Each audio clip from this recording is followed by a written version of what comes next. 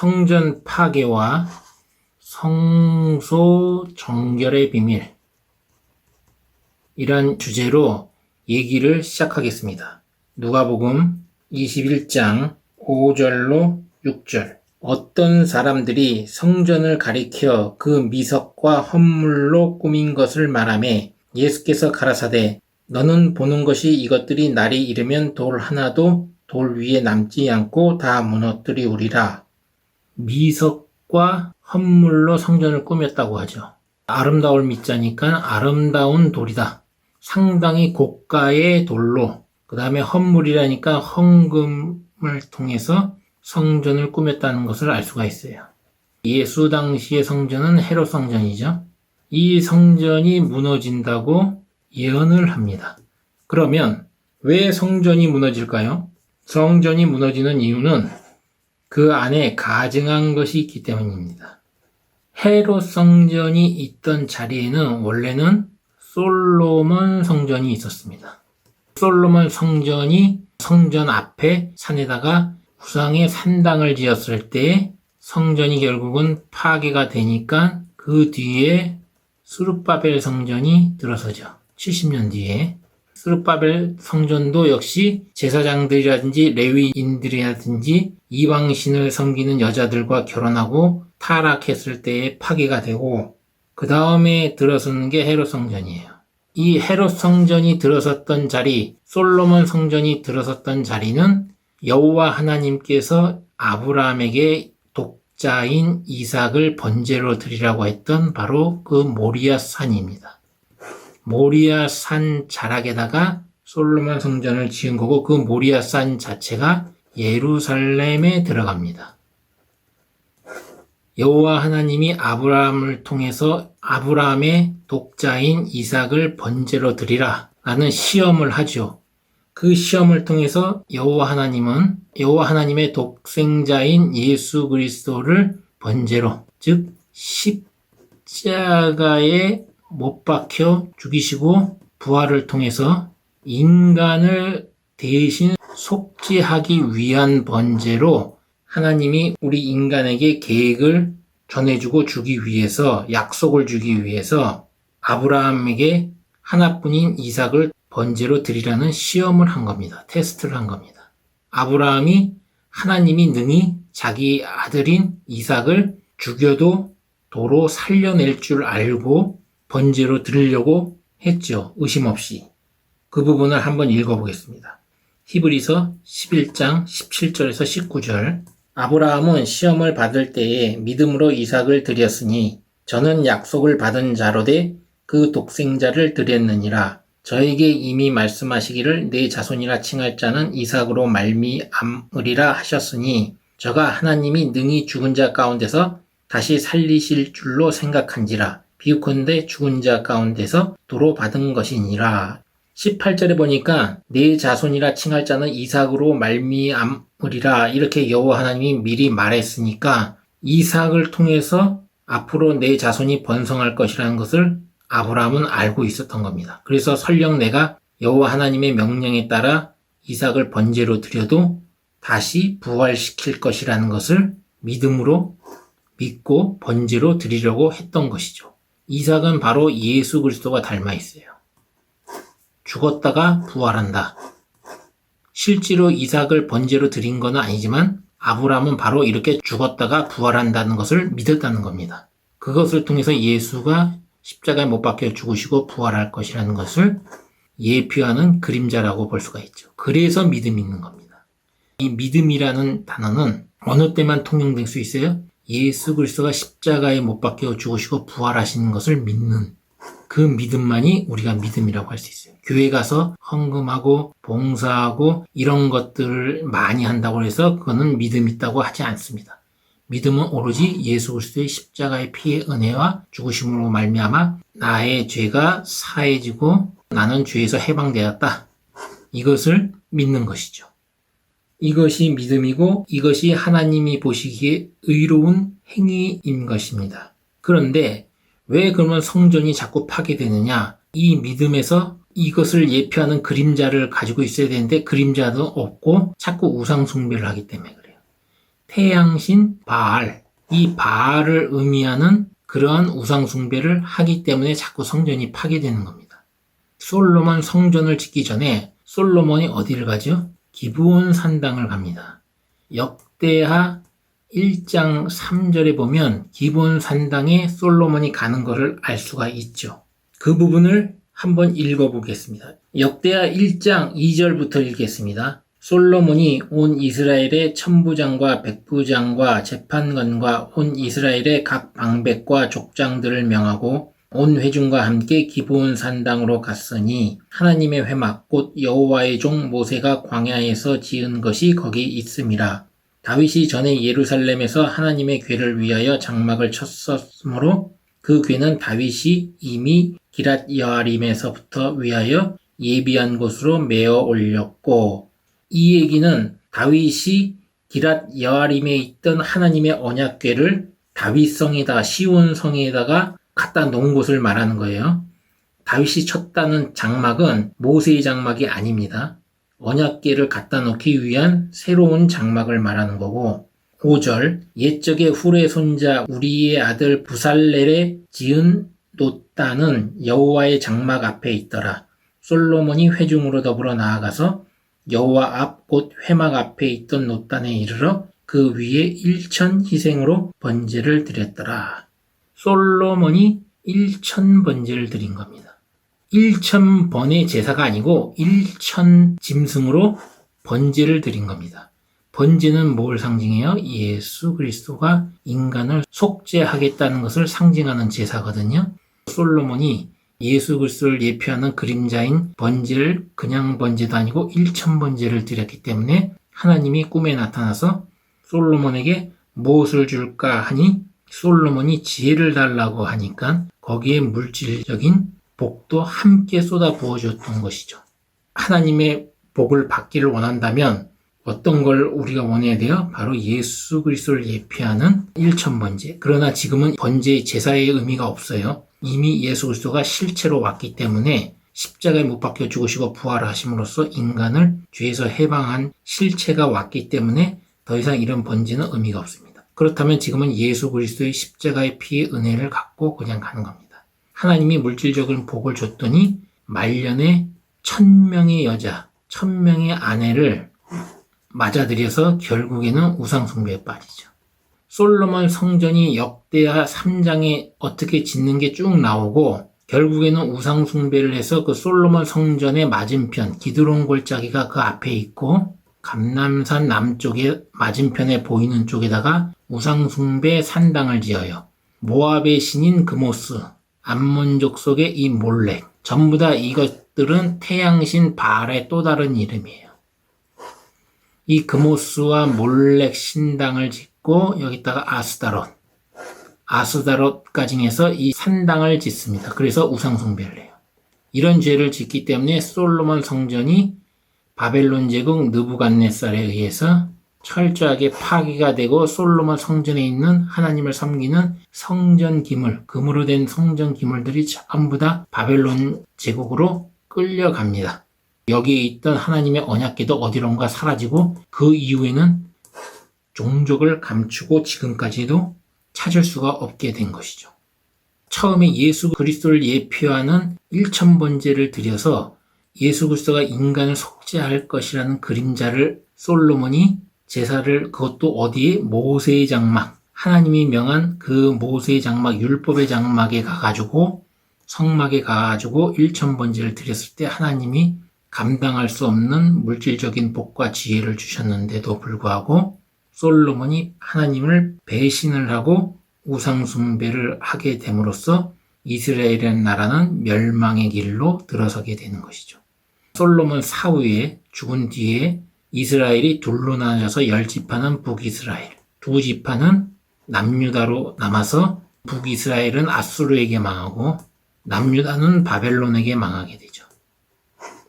이스라엘이라는 나라가 1948년에 세워질 때까지 계속 다른 나라의 종살이나 노예나 여기저기 흩어져서 살게 되는 비극의 시작이 바로 이 솔로몬의 우상숭배 때문입니다. 요한계시록에 나오는 영적 바벨론, 짐승의 수 666의 기원을 찾을 때 반드시 솔로몬으로 거슬러 올라가요. 솔로몬으로. 솔로몬 성전을 파괴한 게 바벨론이고, 그 바알, 또 그모스, 몰렉, 이 아스다로, 이 전부 이것이 바벨론 제국이 섬기던 태양신 바알, 이 바알의 또 다른 이름이에요. 그모스와 몰렉은 바알의 또 다른 이름이고, 아스다롯은 이 바알이었던 니무롯의 처였던 세미라미스를 일컫는 얘기입니다. 세미라미스를 아스다롯이라고 하기도 하고 아세라라고 하죠. 각 지역마다 이름만 달라질 뿐이에요. 이슈타르라고 하기도 하고, 솔로몬은 아내로 들인 여자들을 위해서 솔로몬 성전 맞은편에 있는 산에다가 그모스, 몰렉, 아스다롯이라는 섬기는 산당을 짓게 되면서 우상 숭배를 하면서 솔로몬 성전이 철저히 파괴가 됩니다. 솔로몬 성전이 파괴된 게 BC 586년. 그 뒤로 정확히 BC 516년에 스룹바벨 성전이 지어지죠.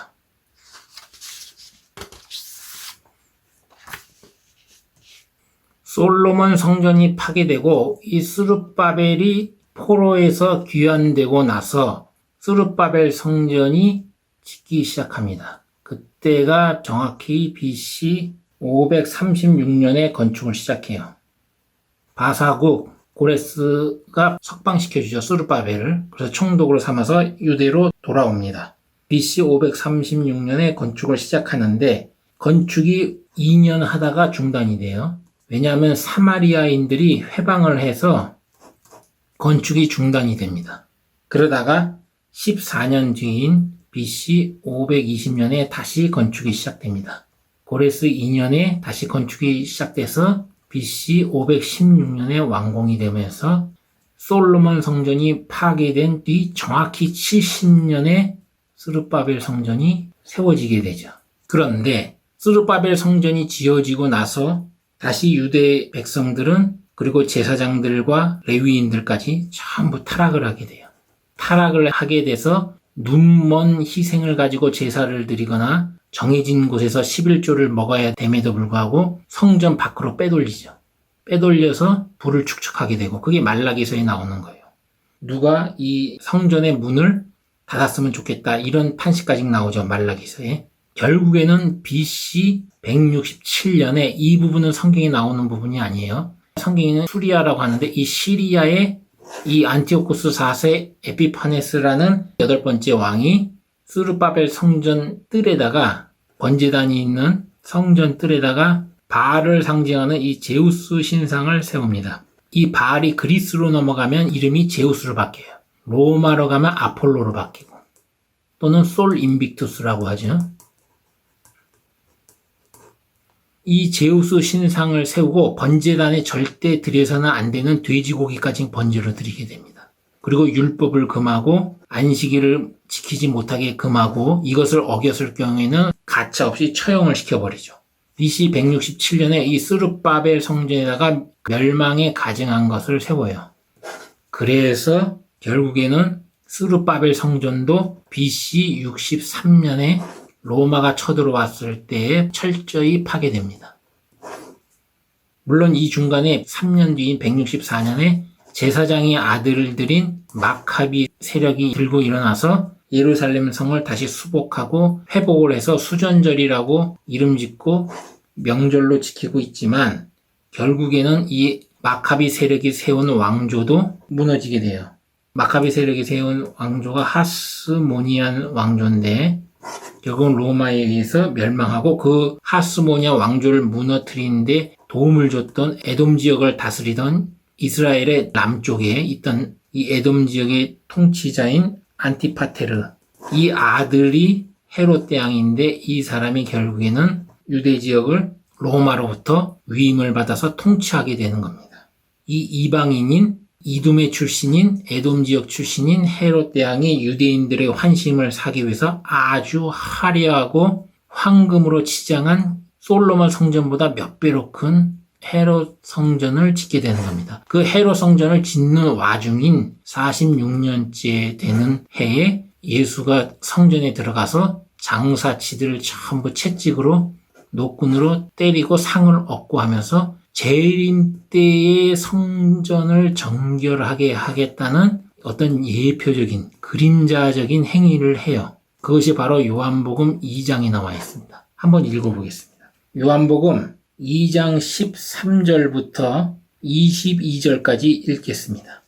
요한복음 2장 13절 유대인의 유월절이 가까운지라 예수께서 예루살렘으로 올라가셨더니 성전 안에서 소와 양과 비둘기 파는 사람들과 돈 바꾸는 사람들의 앉은 것을 보시고 노끈으로 채찍을 만드사 양이나 소를 다 성전에서 내어 쫓으시고 돈 바꾸는 사람들의 돈을 쏟으시며 상을 엎으시고 비둘기 파는 사람들에게 이르시되 이것을 여기서 가져가라. 내 아버지 집으로 장사하는 집을 만들지 말라 하시니 제자들이 성경 말씀에 주의 전을 사모하는 열심히 나를 삼키리라 한 것을 기억하더라.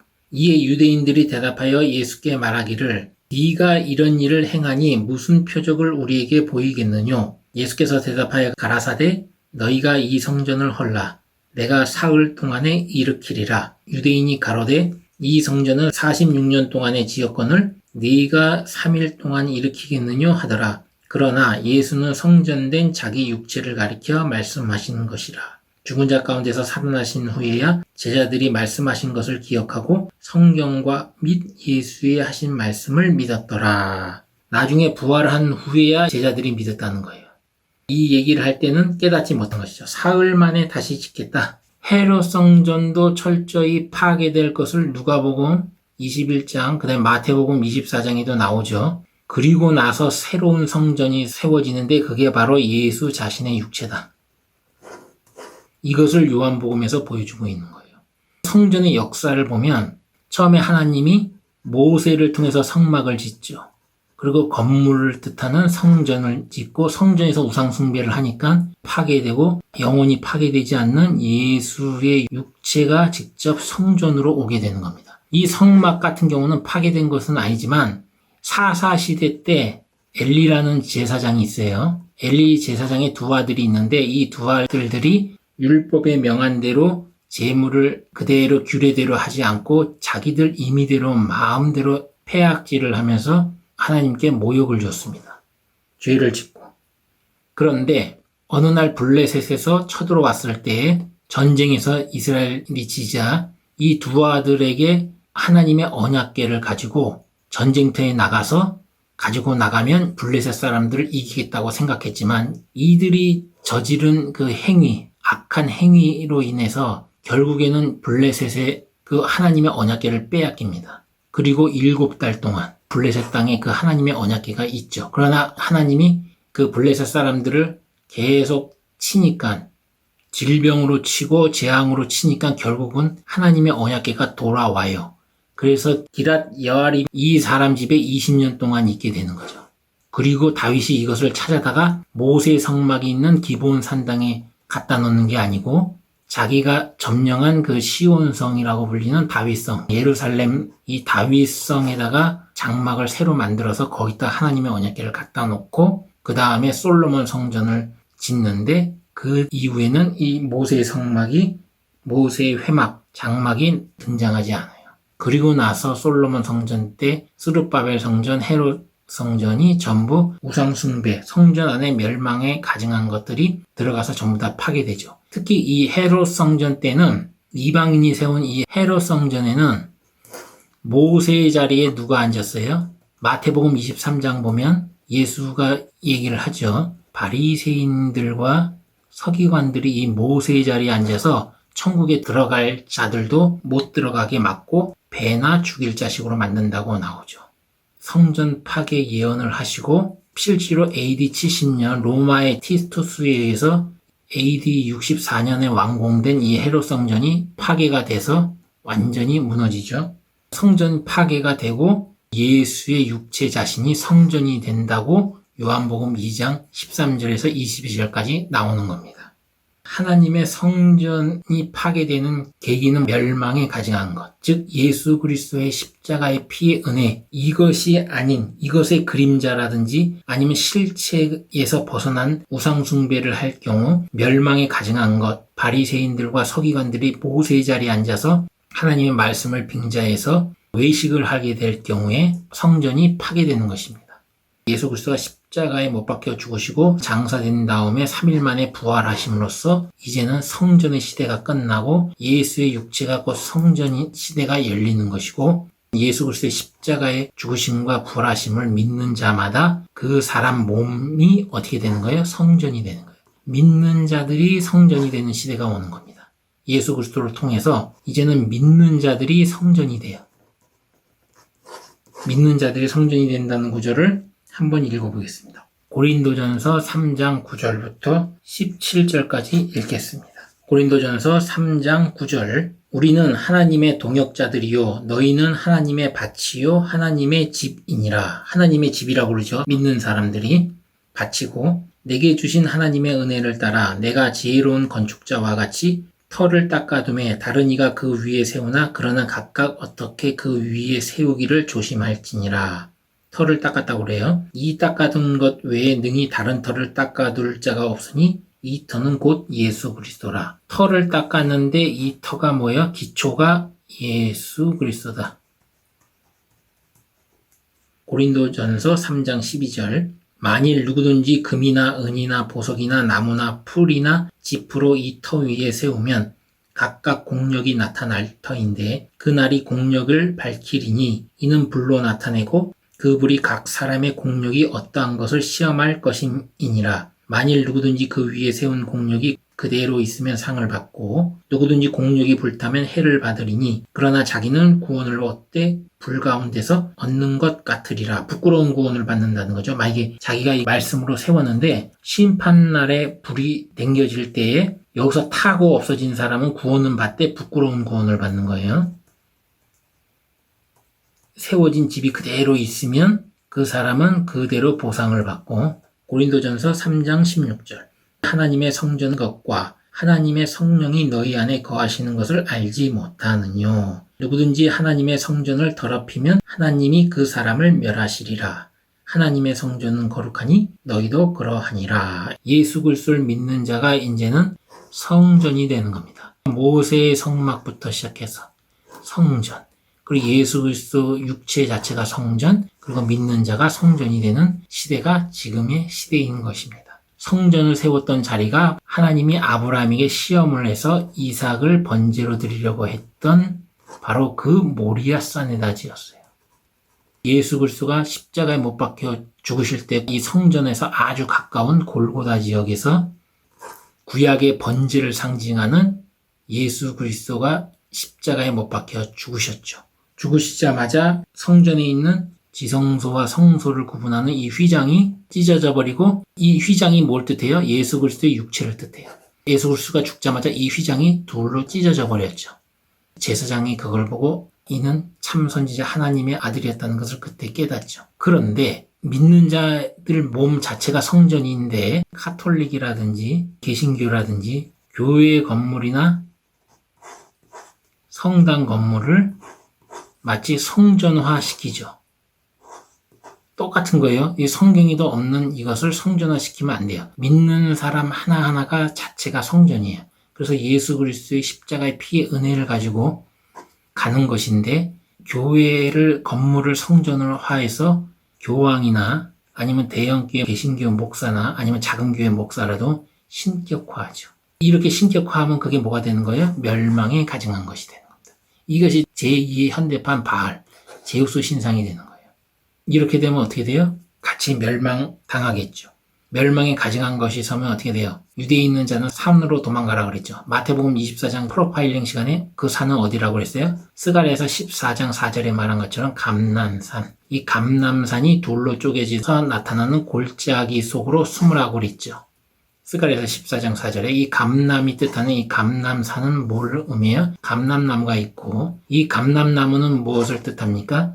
초림 때 예수 그리스도가 십자가에 못 박혀 죽으심으로써 인간을 구원한 그 초림 예수와 구원을 완성하기 위해 오는 재림 예수의 증거의 말씀과 앞으로 이제 성경에 없는 요한계시록 뒤에 나오는 여러 가지 일들이 성경에 뒷받침돼서 일어날 텐데, 그 증거의 말씀과 예수 그리스도의 십자가의 말씀, 십자가의 피의 은혜의 말씀, 이 재림 예수 때와 초림 예수 때의 이 두 가지 말씀을 다 가지고 있는 사람이 뭐예요? 감람나무고, 이 감람나무가 있는 산으로 도망을 가야 살 수가 있는 겁니다. 이 감람산은 문자적으로 보면 특정한 장소, 바로 예루살렘 기드론 골짜기 건너편이지만 영적으로 보면 이런 말씀을 가지고 있는 사람들이 되겠죠. 그래서 지금은 예수 그리스도를 믿는 자 하나하나가 바로 성전이에요. 그리고 대제사장은 살레망 멜기세덱 반차를 쫓는 예수 그리스도입니다. 그리고 우리는 뭐예요? 제사장이죠. 예수 그리스도로 말미암아 제사장의 신분으로서 하나님에게 직접 예수 그리스도의 피의 은혜, 2000년 전에 십자가에 못 박혀 죽으신 그 피를 가지고 하나님 앞에 언제든지 나의 죄를 자백하고 해결할 수 있는 길이 열린 것입니다. 예수 그리스도의 십자가의 피의 은혜를 믿는 사람 하나하나가 바로 성전인 것이에요.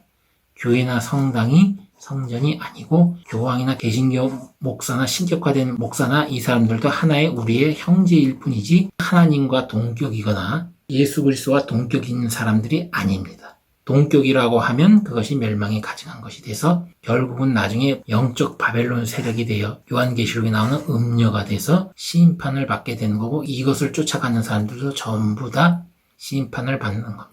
다니엘서 8장 14절에 보면 2300주야가 나오면서 성소가 정결될 것이라는 예언이 나오죠. 다니엘서 8장 14절에 나오는 작은 뿔은 어디예요? 지금 말하면 카톨릭이다. 카산더 지역이라고 했죠. 알렉산더가 헬라 제국을 건설하고 알렉산더 사후에 4개 나라로 쪼개지죠. 헬라 제국이 멸망하고 뒤에 나오는 나라가 뭐예요? 로마 제국이고, 이 로마 제국이 분열되면서 10개 나라가 나오죠. 이 10개 나라를 10불로 얘기를 합니다. 그 중에 카산더 지역에 있는 곳에서 작은 뿔이 나오는데, 이 뿔이 2300일 동안 성소를 장악하고 멸망에 가증한 것이 되어서 성도들 짓밟는다고 나와요. 그 부분 읽어볼게요. 다니엘서 8장 9절부터 읽겠습니다. 그중 한 뿔에서 또 작은 뿔 하나가 나서 남편과 동편과 또 영화로운 땅을 향하여 심히 커지더니 그것이 하늘 군대에 미칠 만큼 커져서 그 군대와 별 중에 몇을 땅에 떨어뜨리고 그것을 또 짓밟고 또 스스로 높아져서 군대의 주제를 대적하며 그에게 매일 드리는 제사를 제하여 버렸고 그의 성소를 헐었으며 범죄함을 인하여 백성과 매일 드리는 제사가 그것에게 붙임 바 되었고 그것이 또 진리를 땅에 던지며 자의로 행하여 형통하였더라. 진리를 땅에 던지면서 자의로 자기의 임의대로 행했대요. 하나님의 법대로 하지 않고 법을 변개시켰다는 얘기죠.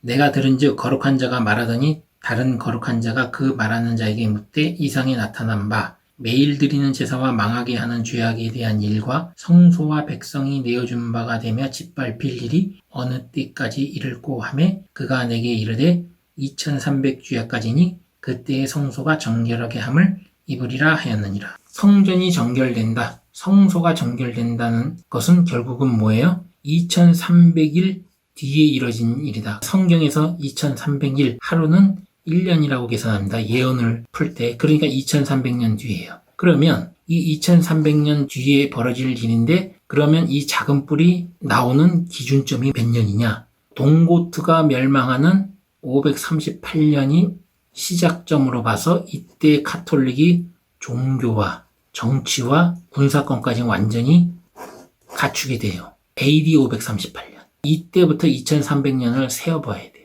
대략 예수 그리스도가 재림해온 게 2838년 초막절 때가 아닌가, 이렇게 저는 개인적으로 보고 있는 겁니다. 그러나 그때는 아들도 모르고 여호와 하나님만 안다고 했으니까 후대의 사람들이 계속 연구하면서 지켜봤으면 합니다. 어쨌든 간에 예수를 믿는 자가 곧 성전이다. 이 성전 정결이 언제 일어났냐? 계시록을 보니까 자세히 나오죠. 요한계시록에 자세히 나와요. 요한계시록 7장 1절에서 17절을 보면 1절에서 8절까지는 유대의 남은 자들이 구원받는 게 나와요. 이것도 마태복음 24장 프로파일링 시간에 얘기했어요. 예수를 십자가에 못 박혀 죽였던 이스라엘 백성들, 이 육적인 이스라엘 백성들 중에서 남은 자가 14만 4천 명이 예수와 함께 시온산에 선다고 제가 마태복음 24장 프로파일링 동영상에서 얘기했죠. 그 14만 4천은 우리가 될 수가 없어요. 스가랴서 12장에서 14장까지를 읽어보면 자세히 나옵니다. 그 남은 자는 이스라엘 백성이고 재림의 징조는 예수 그리스도를 십자가에 못 박혀 죽였던 이스라엘 백성들 중에서 예수를 그리스도 하나님의 아들로 인정하는 대규모의 회개의 역사가 일어날 때부터 재림의 징조가 나타난다고 했습니다. 계시록 7장에서 1절에서 8절까지는 그 육적인 이스라엘의 입맞는 자 14만 4천을 얘기하는 거고, 우리가 읽을 곳은 9절부터예요. 요한계시록 7장 9절. 이 일 후에 내가 보니 각 나라와 족속과 백성과 방언에서 아무라도 능히 셀 수 없는 큰 무리가 흰옷을 입고 손에 종려가지를 들고 보좌 앞과 어린 양 앞에 서서 큰 소리로 외쳐 가로되 구원하심이 보좌에 앉으신 우리 하나님과 어린 양에게 있도다 하니, 모든 천사가 보좌와 장로들과 네 생물의 주위에 섰다가 보좌 앞에 엎드려 얼굴을 대고 하나님께 경배하여 가로되 아멘. 찬송과 영광과 지혜와 감사와 존귀와 능력과 힘이 우리 하나님께 세세토록 있을지로다. 아멘 하더라. 장로 중에 하나가 응답하여 내게 이르되 이 흰옷 입은 자들이 누구며 또 어디서 왔느뇨? 내가 가로되 내 주여 당신이 알리이다 하니, 그가 나더러 이르되 이는 큰 환난에서 나오는 자들인데 어린 양의 피에 그 옷을 씻어 희게 하였느니라. 어린 양의 피에 그 옷을 씻어가지고 희게 했다. 그리고 이들이 환난에서 나온다. 그러므로 그들이 하나님 보좌 앞에 있고 또 그의 성전에서 밤낮 하나님을 섬김에, 여기 성전이 나오죠. 구원의 완성할 때의 하늘 증거 장막 성전이에요. 보좌에 앉으신 이가 그들 위에 장막을 치시리니 저희가 다시 줄이지도 아니하며 목마르지도 아니하고 해나 아무 뜨거운 기운에 상하지 아니할지니, 이는 보좌 가운데 계신 어린 양이 저희의 목자가 되사 생명수 샘으로 인도하시고 하나님께서 저희 눈에서 모든 눈물을 씻어 주실 것임이러라. 믿음으로 믿는 자 몸이 성전이라고 했는데, 그 성전 이후에 요한계시록 때 드디어 하늘의 성전이 등장하게 됩니다. 이 성전이 뭐냐? 그러면 요한계시록 11장 19절을 한번 읽어보겠습니다. 이에 하늘에 있는 하나님의 성전이 열리니 성전 안에 하나님의 언약궤가 보이며 또 번개와 음성과 내성과 지진과 큰 우박이 있더라. 솔로몬 성전 파괴된 이후에 사라진 언약궤가 요한계시록 마지막 재림 때에 보이는 하나님의 성전에 딱하니 들어가 있는 것이 보입니다. 하나님의 성전에 언약궤가 보이기 시작해요. 요한계시록 15장 5절에 보면 하늘 증거 장막 성전이 등장해요. 증거 장막 성전.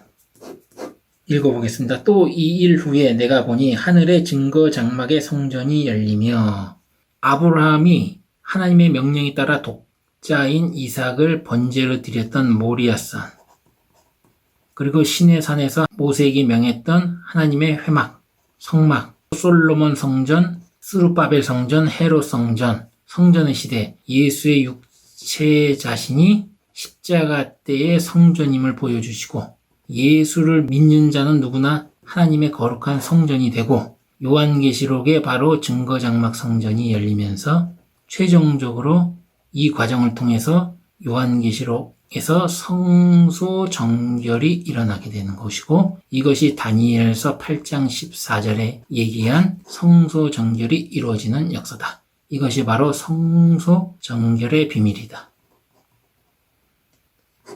이렇게 정리가 되는 거예요.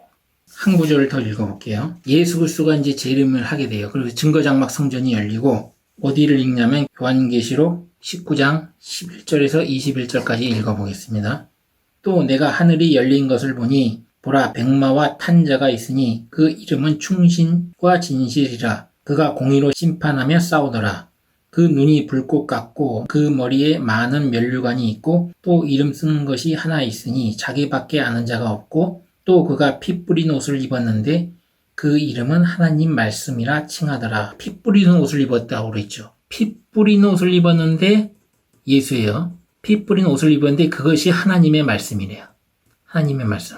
이게 뭐예요? 아담이 범죄할 때부터 시작해서 노아의 방주, 아브라함을 시험했던 이삭의 번제, 모세의 성막, 성전, 그다음에 예수 그리스도의 육체의 성전, 믿는 자의 성전, 증거장막 성전에 이르기까지 하나님의 그 장대한 구속사의 섭리 계획, 이것을 하나님의 말씀을 통해서 치밀하게 피 뿌린 옷에 대해서 예수 그리스도의 십자가의 피가 어떻게 뿌려질 것이라는 것을 치밀하게 말씀하셨죠. 그 옷을 입은 자가 그 말씀, 하나님의 말씀대로 하나님의 재림 때의 구원의 완성을 위해서 마지막 마침표를 찍기 위해서 그 옷을 입고 나오는 거예요. 요한계시록 19장 14절 하늘에 있는 군대들이 희고 깨끗한 세마포 입고 백마를 타고 그를 따르더라. 그의 입에서 날카로운 이한검이라고 나오죠.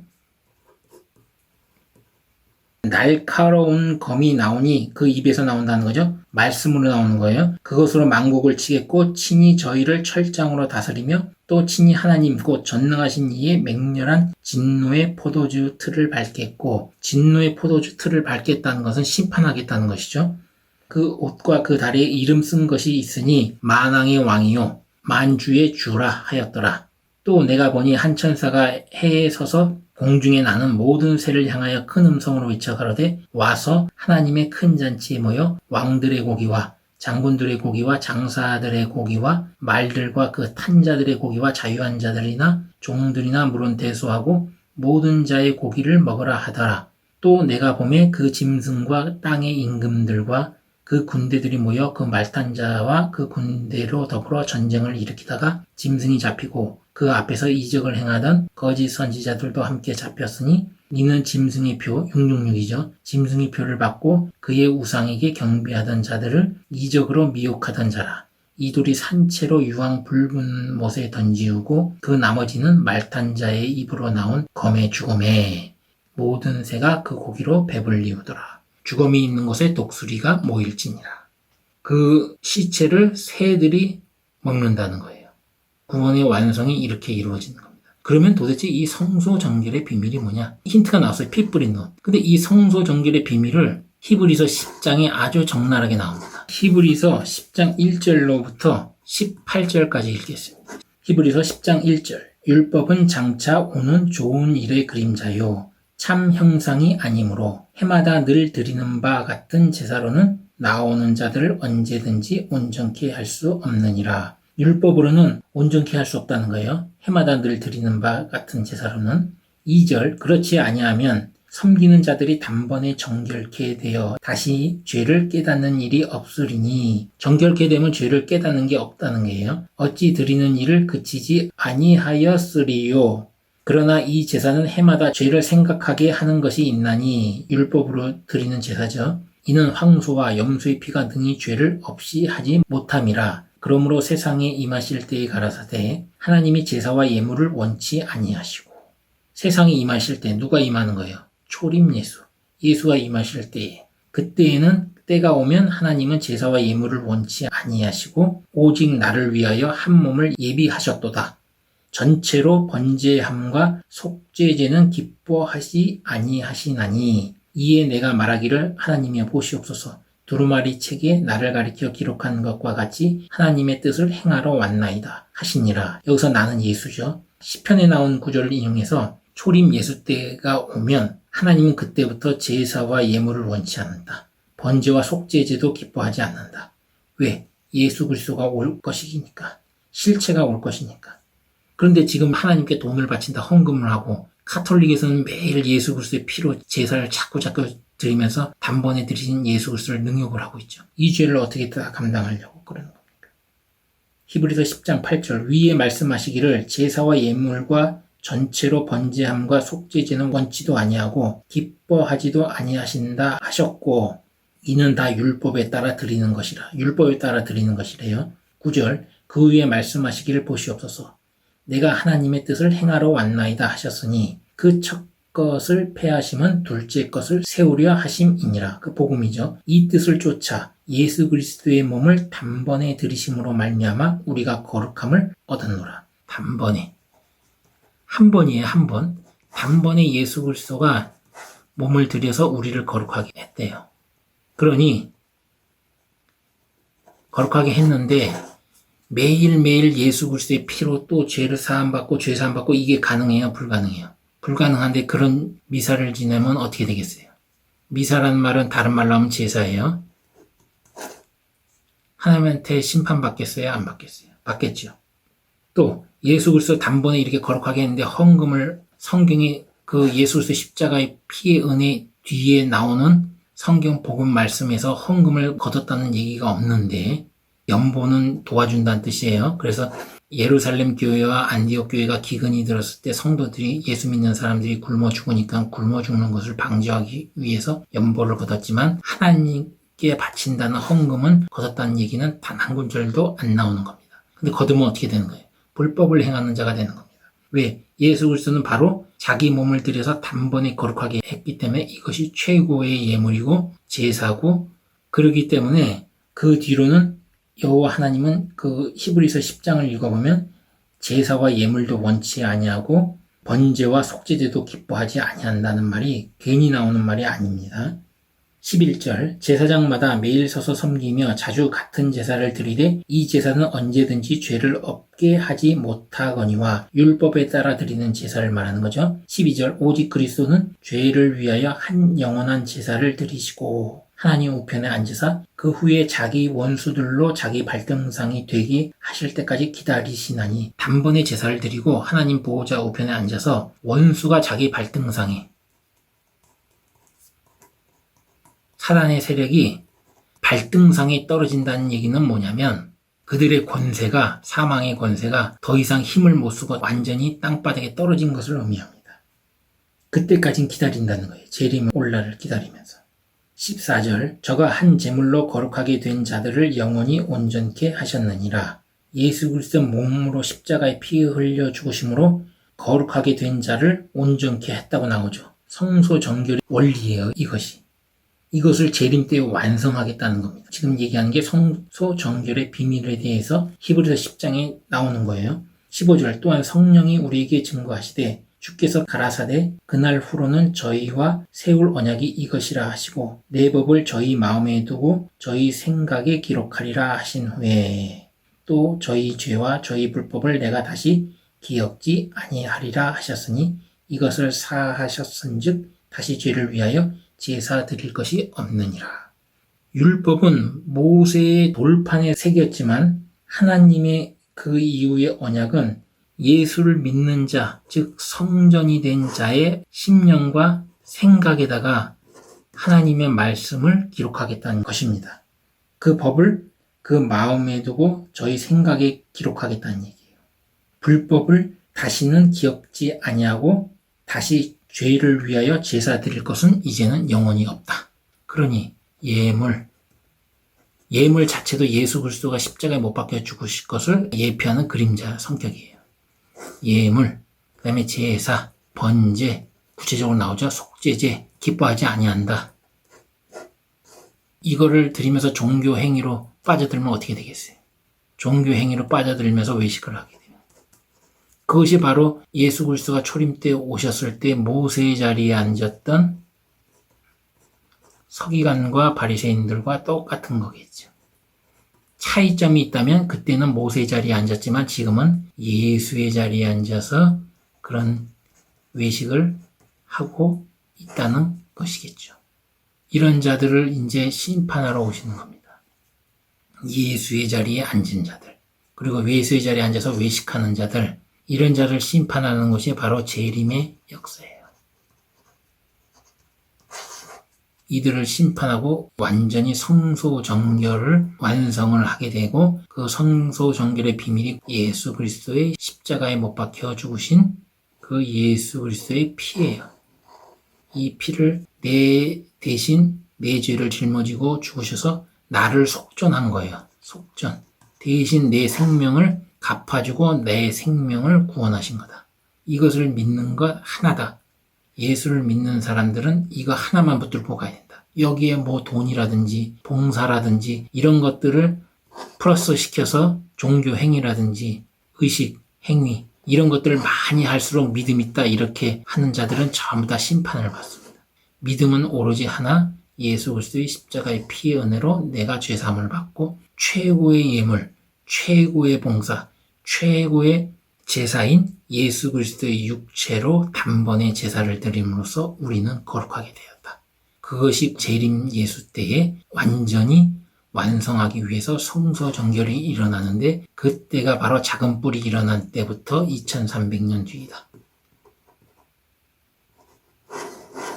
그때에 비로소 성소 정결이 이루어진다. 성전은 이미 파괴되었다. 지금은 누구나 고린도전서 3장에 나와 있는 것처럼 누구나 예수를 믿는 자마다 성전이 될 수 있고 그 성전의 대제사장은 오직 예수다. 예수 그리스도 한 분뿐이다. 멜기세덱의 반차를 쫓는 족보도 없고 처음과 끝도 없는 그 멜기세덱의 반차를 쫓는 대제사장 예수 그리스도 한 분뿐이다. 요한계시록 마지막에 보니까 새 예루살렘의 성전이 열리고 거기에 증거 장막 성전이 있고 하나님의 언약궤가 있다. 그리고 이런 재림의 역사는 누가복음 21장 35절에 있는 것처럼 모든 사람이 알게 하는 온 지구상에 벌어질 일이다. 어느 특정한 단체나 어느 특정한 조직에서만 알게 모르게 일어난 일이 아니고 온 지구상에서 일어난다. 이 한 구절만 읽고 마치겠습니다. 누가복음 21장 35절. 이 날은 온 지구상에 거하는 모든 사람에게 임하리라. 성소 정결을 받기 위해서는 예수 그리스도의 피에 옷을 씻어야 된다. 예수 그리스도의 십자가의 피의 은혜에 털을 잡고 그 십자가의 피의 은혜로 말미암아 초림 예수와 재림 예수에 대해서 하나님의 말씀을 하나하나 자기 심령 안에 세워야 한다. 말씀으로 세워야 한다. 이것이 예수 그리스도 십자가의 피의 은혜를 믿음으로 말미암아 내 성전된 것을 거룩하게 하는 유일한 비결이다. 내 안에 있는 성전을 거룩하게 재림 때 올 때까지 정결하게 하는 유일한 비밀이 바로 예수 그리스도의 피의 은혜다. 그리고 단번에 제사를 드렸기 때문에 다시는 회개가 필요 없고 죄를 혹시라도 육체로 인해서 지었을 때마다 예수 그리스도의 피의 은혜를 붙들고 우리는 의지하고 하나님 말씀대로 살려고 노력하는 것 외에는 다른 것이 없다. 이상입니다.